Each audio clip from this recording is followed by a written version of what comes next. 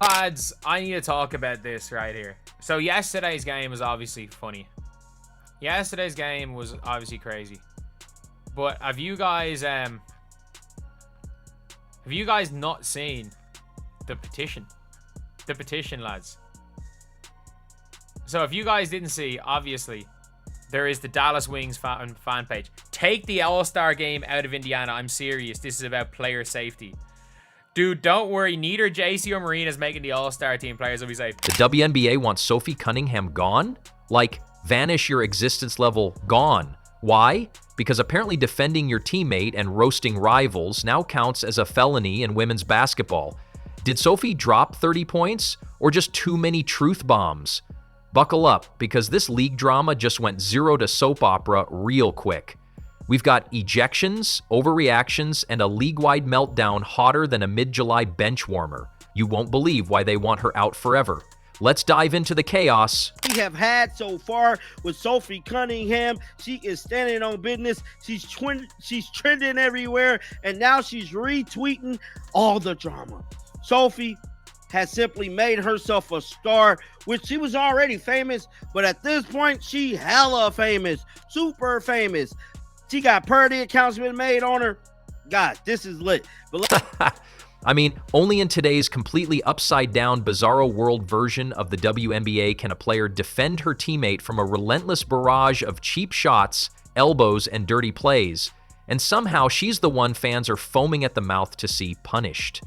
One particularly dramatic keyboard warrior even declared with full conviction, like it was Shakespeare, no place in the game for what Sophie Cunningham did. That warrants further review and penalty from the league.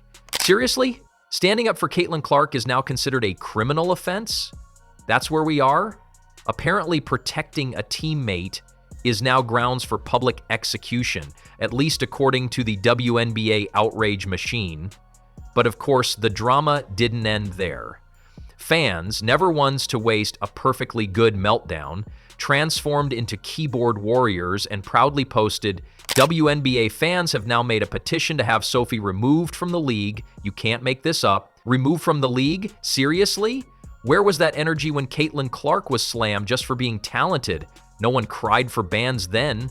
The WNBA is a mess, and after reading this next fan post, I'm convinced it's not just bias, it's straight up ridiculous at this point. Remove Sophie Cunningham from WNBA for misconduct. Misconduct? The only misconduct here is fans acting like Sophie hijacked a plane. Meanwhile, all she did was step up, show grit, and expose the league's soft underbelly.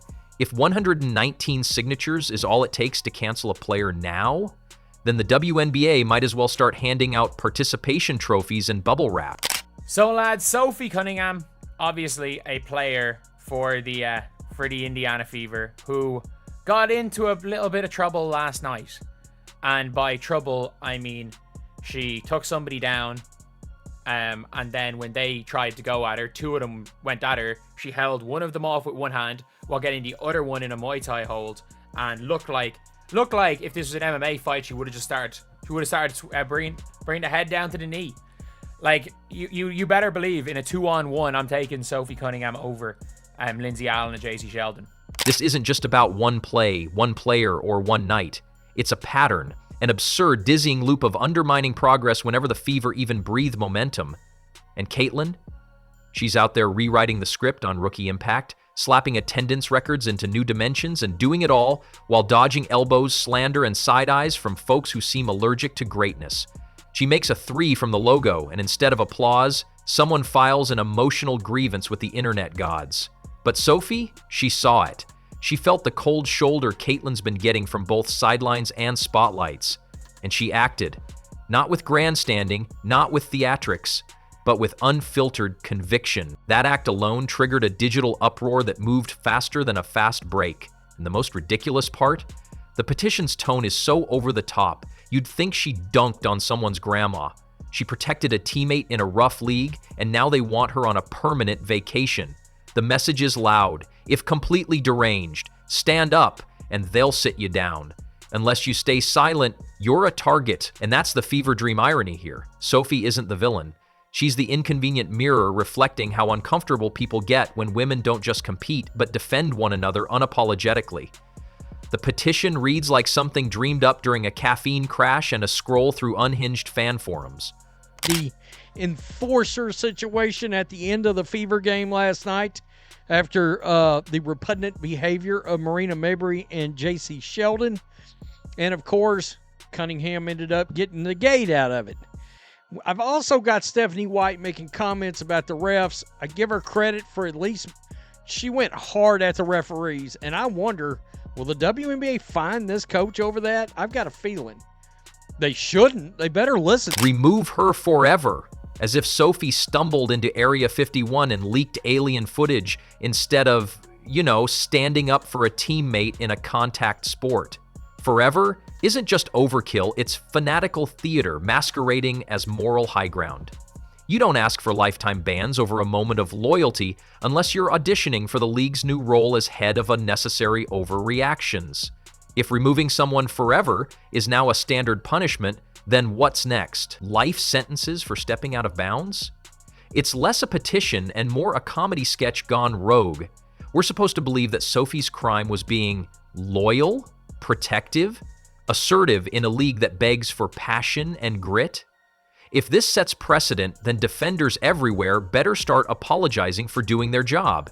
She didn't instigate a brawl, sabotage a scoreboard, or pull a Ric Flair elbow drop. She spoke through presence, visible, fierce, undeniable. And apparently, that's now a cardinal sin. The comedic twist? Her so-called crime was committed in the name of protecting someone who's become the league's biggest draw. Caitlin Clark, walking, talking, three-point launching ratings booster, and somehow, the energy aimed at shielding her from repeated elbows, shoves, and strategic hostility gets redirected into a bizarre witch trial against her teammate. That's not just backward, that's doing cartwheels into nonsense. The Indiana Fever in all of this have done what underdogs do. Grit their teeth, take the hits, and keep proving that they're not here to be side characters in someone else's fairy tale. Sophie Cunningham retweets the petition on top of her jersey being sold out. I told you, man. I told y'all. Sophie Cunningham is from the Show Me State, bruh. She's standing on business. She's standing on business, and she wish you would. She wish you would. She probably find all of this entertaining that they is going all out of the way for this whole situation with Marina Marbury and J.C. Sheldon, bro. They weren't supposed to be relevant this season, yet here they are, not only relevant, but spotlighted. Still, the moment they act like a real team, defending one another, they get painted as the villains. It's laughable. Critics, with their sharpened tweets and emoji outrage, conveniently ignore the ongoing pattern. Caitlin gets treated like an uninvited guest at her own party. She elevates the league's value with every crossover, and yet, she's met with hostility for the audacity of being excellent. She's not just playing the game, she's rewriting how it's watched, marketed, and monetized. But instead of appreciation, there's backlash. Instead of praise, suspicion, as though her success is some kind of cheat code. And now Sophie, her teammate, her enforcer, her floor ally, gets villainized for acknowledging the madness and pushing back. Not with violence, not with venom, but with presence. That's the scandal? That's what deserves removal from the league's ecosystem? Please, this isn't about justice, it's about discomfort. Discomfort with someone daring to disrupt the status quo and say, yeah, no, we're not doing this anymore. This entire fiasco is a case study in misplaced outrage. A league begging for visibility finally gets it, and now it's trying to claw back the very momentum it asked for. Because the delivery vehicle, Caitlin, is not easy to box into old narratives. She doesn't fit into the neat mold of humble star or quiet achiever. She laughs mid-game, stares down defenders, high fives from 40 feet out. She doesn't just play, she owns the stage. Sophie Cunningham's response to all this, in terms of her tweets, like, if you guys didn't see Sophie Cunningham's retweets, Sophie Cunningham obviously responded with the shrug Instagram post, but Sophie Cunningham also retweeted this. NBA fans have now made a petition to have Sophie Cunningham removed from the league. You can't make this up. I love how what's the petition on right now? What's the petition on? Because I know the petition only had like 100 signatures. I know the petition only had like 100 signatures, but it is it's one of those things. And when Sophie reinforces that energy, the system panics. Like, how dare they be unapologetically competitive? If Sophie Cunningham is the new scapegoat, then we've officially entered the upside down, where fierce loyalty gets flagged, where protection is punished, and where winning too loudly is cause for exile. The petition is a hilarious overcorrection. The league asked for fire, and when it arrived, they called the fire department. What's even funnier is how consistent this nonsense is. Go back a few games. Caitlyn dazzles, bleachers roar, social media lights up, and then, somewhere in the ether, someone decides too much shine. Everyone needs a mop, it seems. But here's the kicker. The heat of hypocrisy really turns up when it's Sophie taking a stand. She shows loyalty. She jumps in, bam, petition, and not just any petition, the kind that feels manufactured in a basement workshop fueled by insecurity and iced coffee. Because apparently defending a teammate now comes with consequences fit for an international tribunal. You'd think Sophie snuck into a league meeting and rewrote the Constitution. Nope. She simply didn't let her teammate get tossed around like a loose ball on defense. Cue the outrage squad. It's crazy that entire sentence just rolled out of my mouth, because the NFL officials are so bad that a lot of people think the game is rigged or scripted. By the way, I've seen that about the WNBA as of late too. Like, are the officials trying to navigate games in certain directions? We got to remember there's things like prop betting, and can we keep somebody? Hey, I put $2,000 over on Caitlin Clark not being able to score 25 points tonight. The payoff on that is 10 grand. They fire up their keyboards, inflate their egos, and unleash a digital tantrum, pretending the soul of basketball now rests on removing someone who, gasp, cares. Transitions? Sure, let's pivot. Have you seen the numbers? Caitlyn averages like 22 a game. Fever have a winning streak rumor going around, and yet there's a collective eye roll record spinning. It's like someone binge-watched Mean Girls one too many times and decided WNBA teams are just mean girls in short skirts. But they're not. They're athletes with sweat and actual grit, unlike internet trolls who can't even spell irony. And let's get one thing straight. This isn't about one play or one moment. It's a pattern, a routine, a rinse and repeat cycle where the same crowd that begs for visibility can't handle it when it arrives, in the form of a blonde assassin from Iowa dropping triple threat moves and changing the financial forecast of a league in real time. Suddenly, it's not about the game anymore, it's about maintaining a fragile hierarchy where success is suspicious and backup dancers better stay in formation. The Fever aren't out here playing dirty, they're just done being polite about being bulldozed. Sophie's stance wasn't aggression, it was overdue. It was a no more nonsense moment in a league that claims to value empowerment but often punishes those who use it at full volume.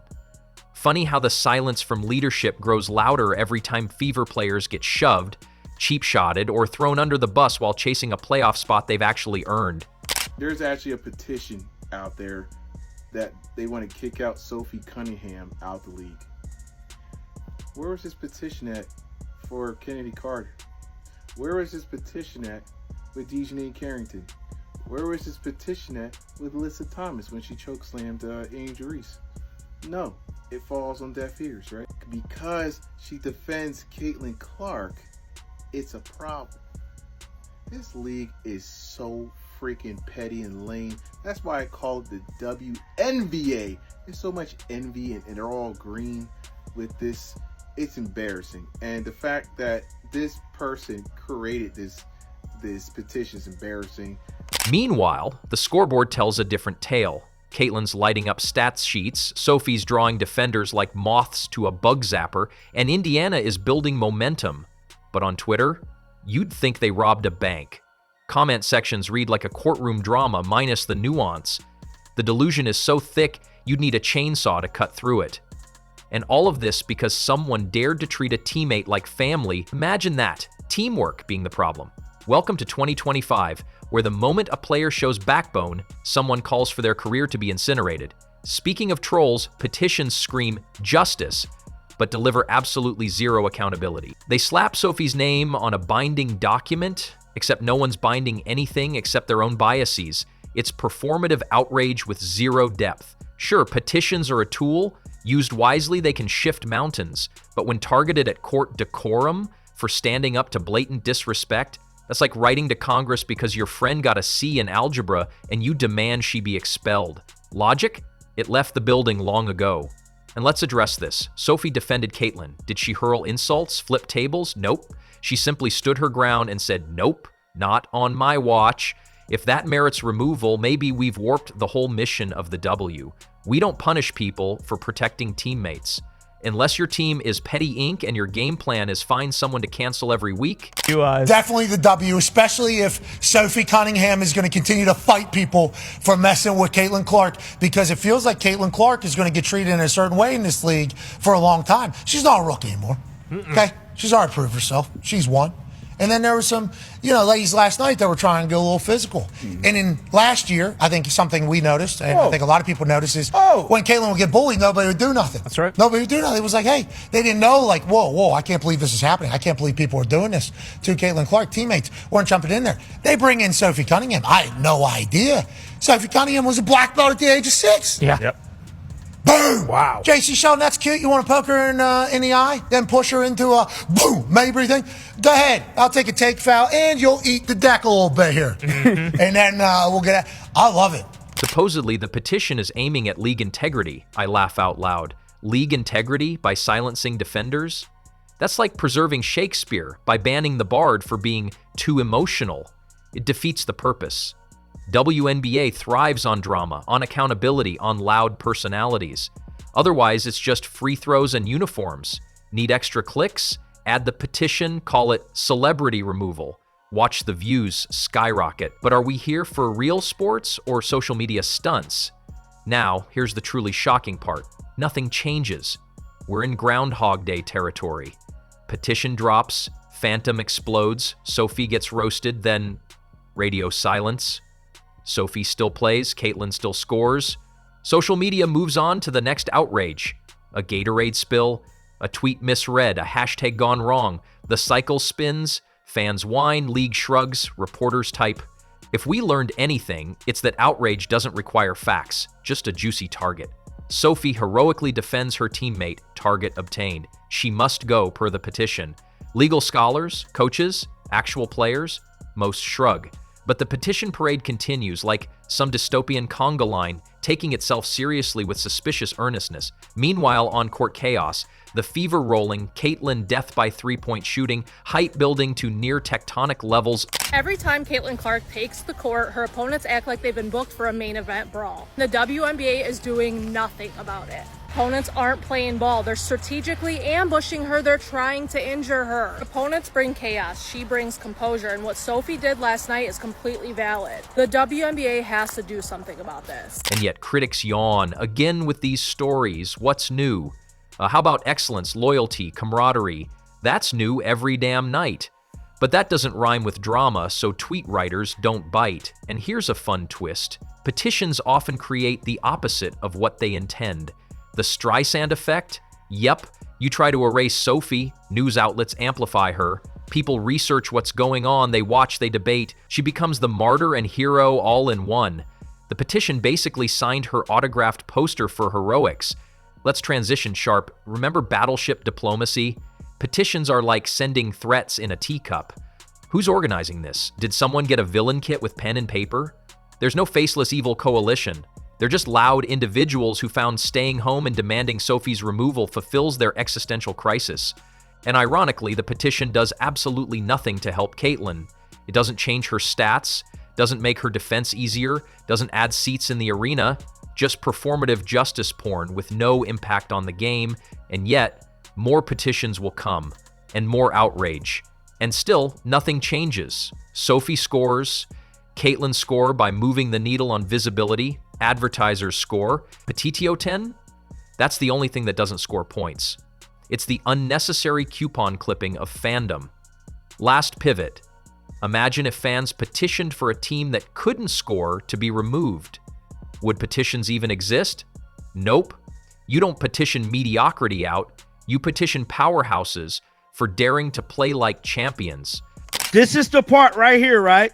So I just hate to pause it. So this is the part of the press conference that was leaked last night. And I don't know how JC and Lindsay they get ejected from the game when they did not do nothing. So for me, it's just disrespectful, to do this foul when you are winning the game by 17 points. Yeah, but she didn't do it on purpose. It was just, her defense. But I don't think that she did this on purpose. We can rewatch, the game, and in line when I rewatch it, I know Jessie. She's not this person. It's anti-competitive elitism. You can be good, but not too good. Loud, but not too loud.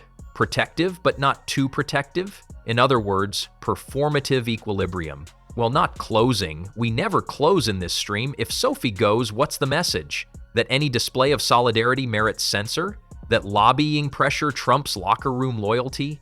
That fan demands override team cohesion? That petitions are now the official rule book eclipsing the real rules of sport? Hilarious? Tragic? And tragically hilarious, depending on your subscription to absurdity. So yeah, Sophie defended Caitlyn. A petition springs up. Fans whine. Nothing changes. Sophie plays. Caitlyn dazzles. Drama recycles. But hey, at least we get a fresh petition ready before last night's popcorn is even cold.